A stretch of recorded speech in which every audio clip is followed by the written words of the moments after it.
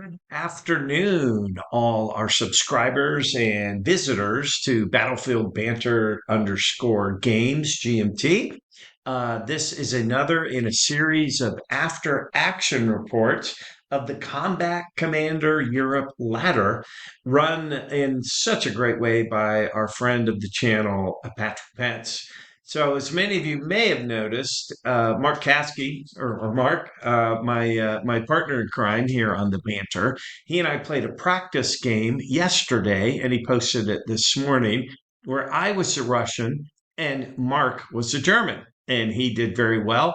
I always do that so that I can learn from Mark. He's clearly the better player than me, although, as he's quick to note, my AREA ranking that Patrick Pence maintains on the ladder is a little bit higher. I think that's just a function of maybe have gotten some of the chaotic combat commander luck that will sometimes intervene in games where I've beaten a couple of opponents maybe that I shouldn't have and have acquired more points. But as you know, the anybody that's played on the ladder, and that gets my highest recommendation if you want to explore World War II infantry combat. It's a very accessible game. There's enough chrome on it that there's nuance to it. But if you follow infantry principles, you'll do well. There's enough chaos and unpredictability and a little bit of frustration to kind of mimic the tactical environment on the battlefield and give it a great narrative.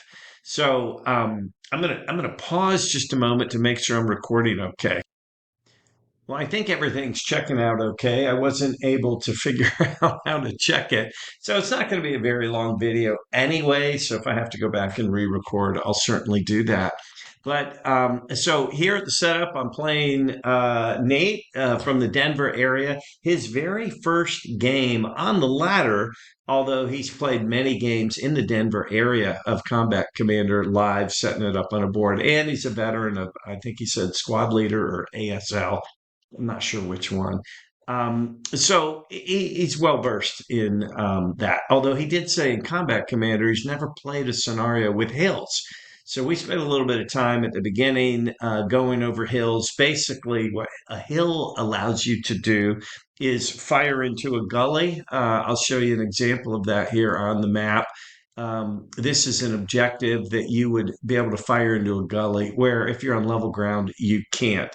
And then also in other situations, if you're up on a hill, you can fire over what are normally hindrances or block line of sight, which are different, like this hill. So you could fire here from this hill to that hill, or from this hill, down here, or what have you.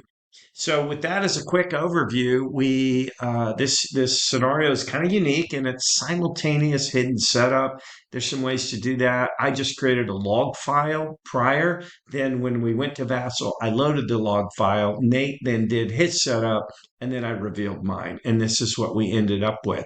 The Russians, I think, do suffer a little bit in this scenario in that they only have two one leaders.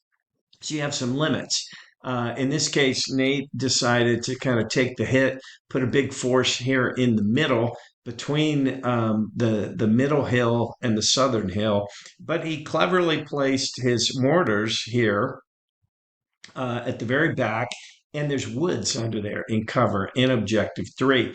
You can't quite see it, but let's see if I can bring this on screen. Let's see, there we go. Yeah, objective Tango. All five objective hexes are worth two VPs. The score at the beginning is 0 to 0, and objective one is worth one VP. So that's one that I'm going to want to grab early as the Germans. My hidden objective, objective five, which likely the Russians are going to grab, is worth four VPs, so a big swing. And then Nate's hidden objective, obviously we don't know what that is. So that's kind of how the game started. And I believe the Germans go first. So let's go ahead and start clicking through and jump right into it. Here was what I drew up in my first fire. So I was looking for a move card, didn't get one. So I think here in a moment that I had to discard. Let me move this little thing here. I can't see the. Hang on. So here we go. So we're back into it. So yeah, I had to discard and draw up, and then Nate did the same thing. Or yeah, I believe that's what's going on there. Oh, there's my initial discard, and then I drew up. Um, Nate played a move right out of the gate that you can see there. Let me just click through this kind of fast. Actually, he took that back, and yeah, because nothing had occurred before his move, that was fair game, even in a ladder game, and picked a fire order. And this was what Nate did very early on in the game. Is he used those cleverly placed mortars in the rear to fire. Now, in this case, he threw smoke on objective 5, which, as you'll see here in a minute, was an effort to cover with smoke his intended move. Now, as some of you may point out, and I'll show you what he moved in there, this is where he moved his heavy. I observed to him in the after action report that because I think the Russians are disfavored in this scenario, obscuring their one heavy with smoke protects it, but it doesn't allow it to really fire out with full effectiveness because he's in there with a 1 liter, excellent placement. So it's a 9 shot, and if it's something within range, 6 hexes of the squad, you're going to have 10 shot every time out of the gate. But now with the hindrance, it's kind of tough. So we'll see how that played out as we move forward. So then he moved the other unit there in. I then get a move order. Let's see, what did we do? Oh, and this is the beauty of the Combat Commander Europe Discord site, is if you pick one of the game rooms there and play, and then obviously on Vassal, there are enough people out there that love this game that they, particularly early in the month when they think it's a ladder game, they will view your game. They'll be silent, of course, not to give any help, maybe chime in with a rules clarification here and there. But you can learn a lot from those folks. And as someone reminded us there, we had forgotten as Nate moved in as the Russians and took the objective 5, he earned 2 victory points. Now, what he didn't know is he actually earned 4 more. So he was ahead at 6. I knew that. And I'm like, oh, wow, that's not a good start for me, but not unexpected. I figured he would go there and grab objective 5. My plan, just so you know, was to use my killer stack, which Sergeant Esser, a 2 liter, I've got him stacked with my heavy machine gun and a team with a light machine gun so that I can get a pretty powerful shot. Just to add the math here, the heavy would be 10, and then the elite um, would make it 11, the elite team 12, and the light machine gun 13. It's going to be affected beyond that, but a 13 shot right out of the gate, that was going to kind of be my strategy, is hopefully just take targets of opportunity, whether they're moving or stationary, and then hopefully, as you can see, I have 2 squads on either side of Sergeant Esser, both with light machine guns, to add to that fire base. That was basically my strategy because, frankly, that's how Mark pounded me in my practice game. So here we go. I activated all these guys to move. We were moving around. We had a rules clarification. You can see the red dot there. That initially, Nate thought that would have cost 4 movement points to go in. Not how I played it with Mark, but as these things go, I couldn't quite remember. Didn't know where in the rules it was, so we played that early on. Didn't really have a major impact. Although later in the game, Mark came in and was kind of looking and corrected us. So we ended up playing half the game that way.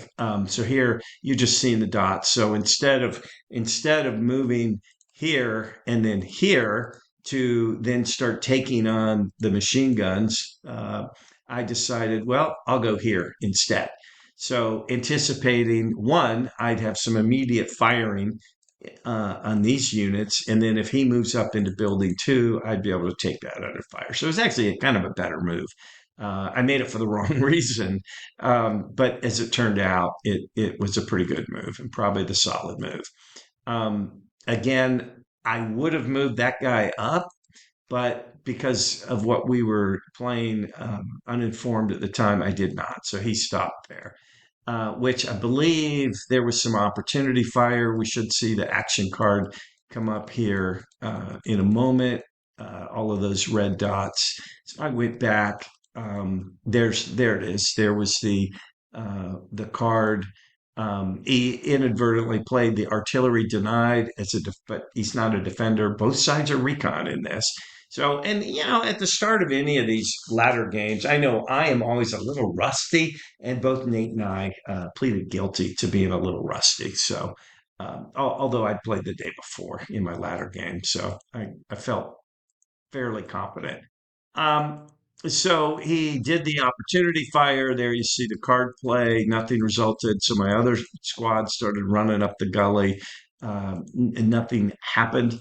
So we were all good to go. So then I do the rest of my moves. I kind of took advantage, and put that guy out. Now right there, and this is I'm prone to do this for any of the regular viewers of the banter. I probably should have left him here to be part of that fire group, but I saw an opportunity to get up here. And if he moved his units up onto this hill, I would have a melee opportunity. And he would be hidden from anybody that got in two. My fear was if he got in building two, if I was here without any foxholes or any cover like that, he might get blasted away. And I didn't want to lose that light machine gun. So anyway, discretion's better part of valor, I guess. This guy moved all the way up, grabbed objective one, which got me 2 points, which then, as you saw, evened the score. There, my move was over, cleaned up. And here, Nate started firing. And this is where he expertly used his mortars. Um, we were we were testing the halt, which I like. Mark, as you know, does not. Um, so he started those firing. I don't think anything happened. You see the card play. Oh no, I'm sorry. He did get 2 hits. He got 2 broken units. So a very effective mortar fire there on his part. Luckily, as you can see from my cards, I had a recover card in there. So I was confident in moving in that I did not violate Patrick Pence and Kai Jensen's, a co-developer of the game, their 10 commandments of never move without a recover card in hand. So I followed that rule. Um, so let's see. Nate drew up. I played recover right out of the gate. Both units recovered, so I was good. And then I fired from that same stack. And I'm like, well, okay, these mortars are a surprise. I didn't think to do that in my practice game. I better take these guys under fire. And with the heavy, they could reach it. So here you see Mark joined as an observer, so he kind of corrected us on a couple of the rules. I didn't really get good die rolls. It generated a 16 shot against a couple of 11s there, expertly placed by Nate in the forest cover. Um, he rolled an event, so I think he was safe. Um, and his event was sappers, which was no deal. Then he rolled a 2, so one of his teams broke. I completed the order, and then I drew up, cleaned up. Um, so now in my hand, I've got a recover. Did draw another two fire cards, so I can keep on firing. That was my goal. Was hopefully keep a steady hand of fire cards out there and just keep pounding away with this powerful hex that I have for Sergeant Esser. Um, I think he drew a sniper there, so let's just kind of keep this moving along. Once again, he played a fire card. His unbroken mortar team took a shot, but they missed. So then he drew a move card. I believe this is where he moves up into the building there, takes that, and I think very quickly here scores that. Yeah, there he goes. He got the score. So he goes up by 2 points. I play my fire card, same stack. I go after the mortars. Again, I roll a 5, not the best. generates a 16 against now an 11 and a 9 because they're broken.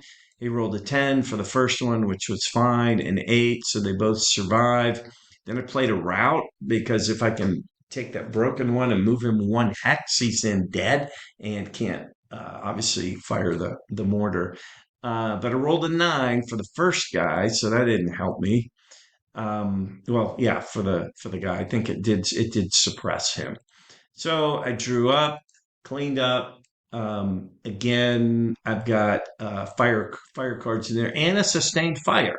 Now, it came up later in the game. I don't know that I want to use that with my heavy machine gun and take the risk I break that. And so I never use sustained fire with the heavy. If I can get one of my lights in the same fire group, I could use that and risk that. But because my entire strategy was based around just popping away with the heavy, I did not later want to use sustained fire. So we're still in the first turn of the game. As you can see, it's turn 6. And as I pointed out in Nate, this goes 6 to 11, which means you're probably not going to get an extension of the game. Whereas if we were 0 to 5 and you do the sudden death roll, yeah, pretty easy to extend the game. So that was something that was also in the back of my mind that I clearly wanted to get a VP lead plus an additional 4 because of the hidden objective. And then at that point, try to run out the deck. But the other kind of strategy I've got, as I've alluded to, is to try and win on the surrender, right? It's just keep picking off his units and slowly reduce his ability to fire at me while I'm killing his units. So here he is again with the mortar fire, places a spotter round on Esser. He rolls a 4, so he missed, which worked out for me. Another move card.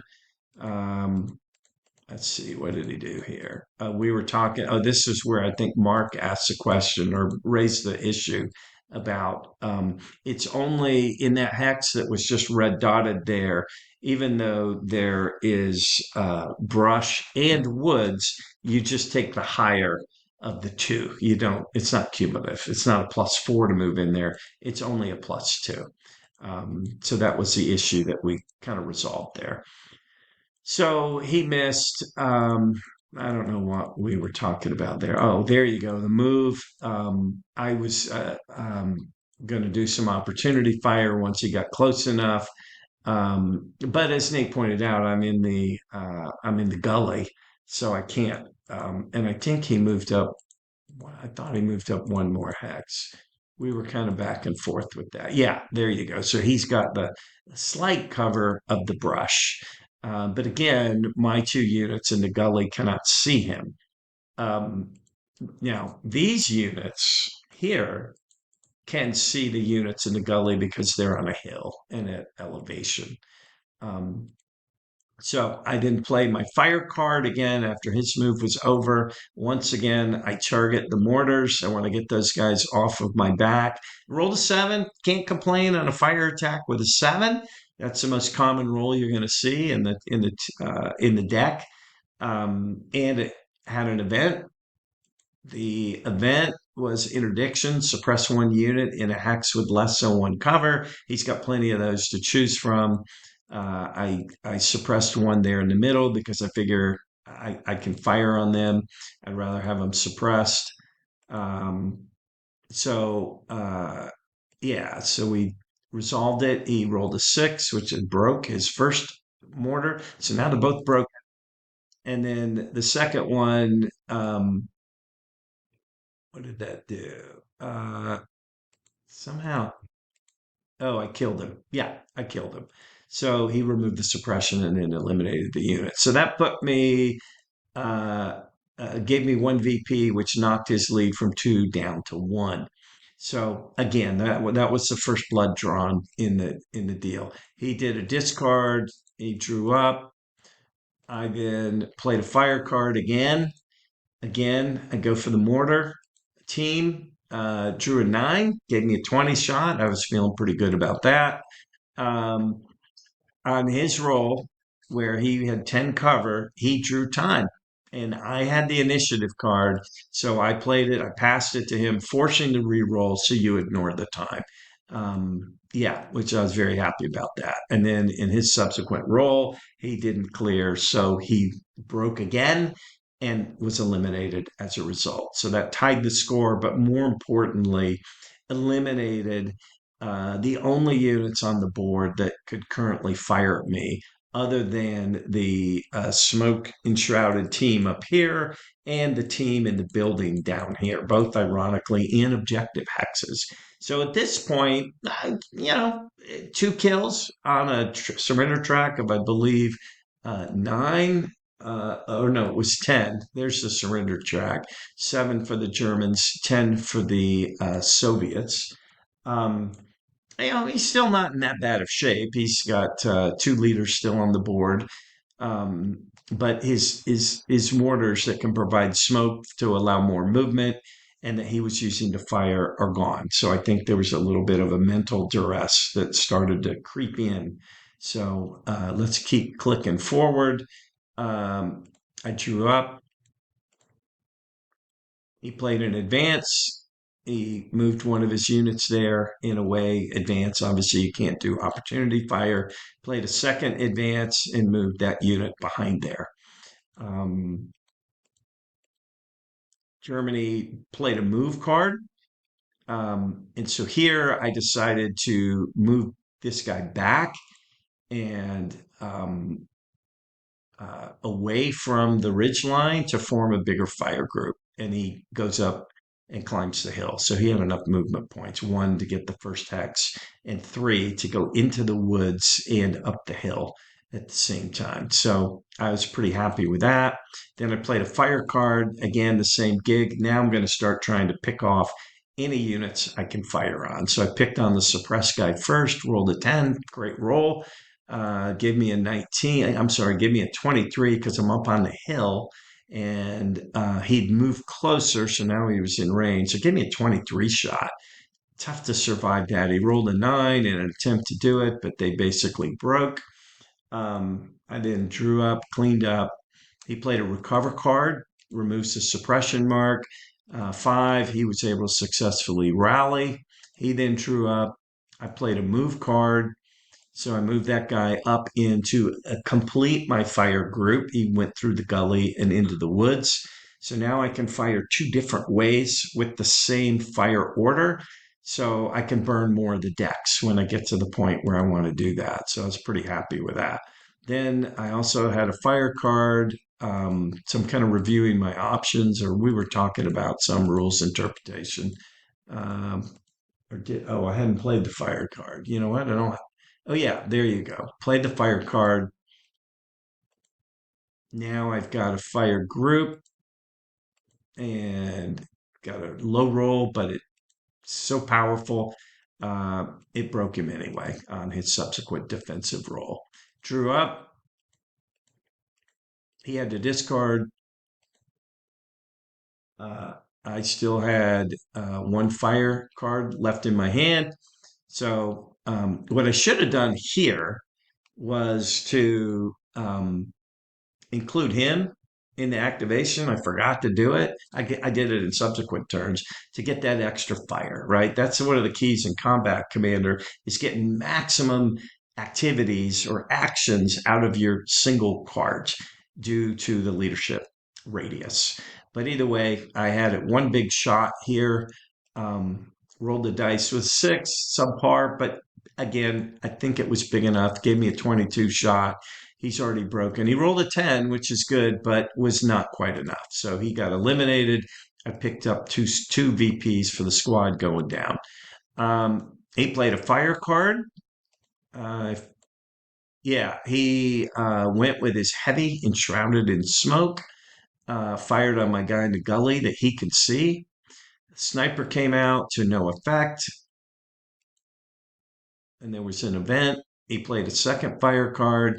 The lieutenant down in the building taking a shot at my killer stack. Um, Fired a 6, little subpar. I think die rolls kind of evened out in this. It didn't seem in real time to either one of us had much complaint there. There were a couple die rolls that I think he suffered from that I didn't. With the sniper, Sniper was no effect. I rolled a three, a nine. Oh yeah, I think it was just I'm not sure what happened there, but anyway, I had to discard. I only discarded one, and then drew a new fire card, which I was happy about. Followed by his discard. Um, I then played that fire card. So now, as you can see, I corrected my error from the first turn. So I've got more guys to fire to burn cards as we're going through. Decided to fire on the first guy because I had a spray fire action that I was gonna do. So I think what I did is I took one big shot, knowing the effect would be spray fire. Kind of a nice little tactical play. I think I've been playing this 5 years. I still make newbie mistakes, even though I'm no longer a newbie. And I think the correct sequencing of orders and action that does come with experience. And I certainly thank my Battlefield Banter partner, Mark, for gaining that experience. We play a practice game every month. Played a lot of games too with John Dietrich up in Northern California, although not as much lately as I've been kind of busy with work. Nevertheless, I had a big fire stack there. We fired on the frontal unit. um, I rolled a seven with an event, gave me a 19. The event was a hero, so the hero came out. I placed him there in the stack just in case this rifle guard squad for the Russians decided to try and initiate a melee here behind my killer stack. So the hero would give me a little bit of defense against that. That was the thinking, good, bad, or indifferent. There, I played my spray attack. um, Again, it wasn't a bad first shot of mine. He rolled a seven with a battlefield event, which broke him. And then he had to roll the second one, which he rolled an 11, um, which for some reason also broke him. I then fired again, or I don't know what happened there, frankly. Um, but I got him eliminated. And again, I apologize. I try to do these after action reports soon after I actually played the game. I literally played the game several hours ago, and I still don't exactly remember what happened. But I'm hoping you find this a little more useful than the very useful results page for the Combat Commander Europe ladder on BGG. And in fact, I wanted to do this first before I report my results. I've noticed Patrick Pence puts links to the live video. So hopefully that I'll be able to pull that off, and it'll just be a little more useful to the community. So I drew up. I did grab another fire card in my hand. I won't bother showing it to you. Um, Play to recover. Um, yeah, I played to recover. Oh, that's what happened. Let me go back.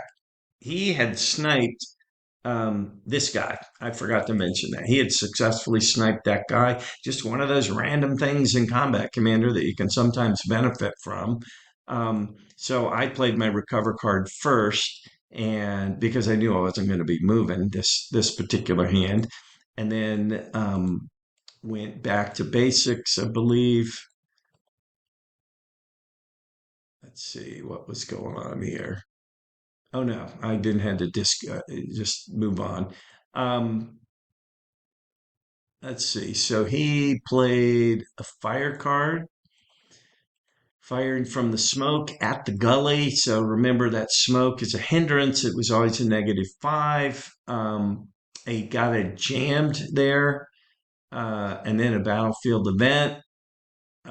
He had a 15 attack with the die roll, not too bad. But the event was breeze, so it took the smoke away for future attacks. This attack had already been made, so um, but that could be compelling down the road. I rolled an eight, and I also had a battlefield event. I rolled an eight on my second on the first one in the stack. The hero rolled a seven with an event. The event was air support, um, which I got incredibly lucky. If you notice down there, the air support hex was boom here, which basically broke all the units there. A squad as well as a leader. That was just bad, bad combat commander luck, chaos, if you will, that kind of makes for the exciting narrative. Now, if that had happened to the player who was ahead, that'd be exciting narrative. Here, it just felt like salt rubbed into a wound in terms of how it had been going for Nate at that point. So those two were broken. Um, and I think that was his order. But or yeah, anyway, he drew up. I play a fire card. I create my massive stack, and the first thing I do is I fire on the now broken units. Um, rolled a six, a little subpar, but no complaints here, given that air support event had broken them. Creates a 20. That's a great, if you get 20 and above in a fire attack in combat commander, that's generally going to give you a pretty even Steven shot at breaking a unit. In this case, the unit's already broken. That would eliminate them. So he's sitting there and covered 11 and 13 to try and beat 20. He rolls a four with a sniper, so the bottom unit is dead. I added my two VPs, so I go up by six. Uh, and then he rolled a six. At the same time, we got our first time check that wasn't reversed on the initiative. So we incorrectly took the unit off and eliminated it before the time check was resolved. We talked about it, so we just left it, but that's what you're seeing here. So he did the time check, it goes from six to seven. Um,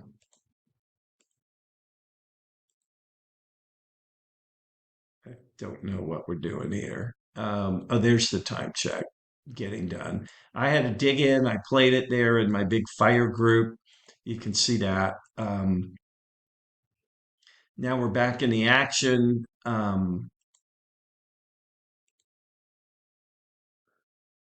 I think there was a coward. Yeah. So anyway, so he lost his lead, his one leader, which was worth 2 points, puts me by up by eight. But remember, I've got this secret objective he doesn't know about that's going to give him four VPs back. So now I am ahead by four, and I'm in pretty good defensive positions as long as I can, because I do have the option down here to move this leader and these two squads up to support, but he doesn't have a leader down here anymore. So I'm probably safe.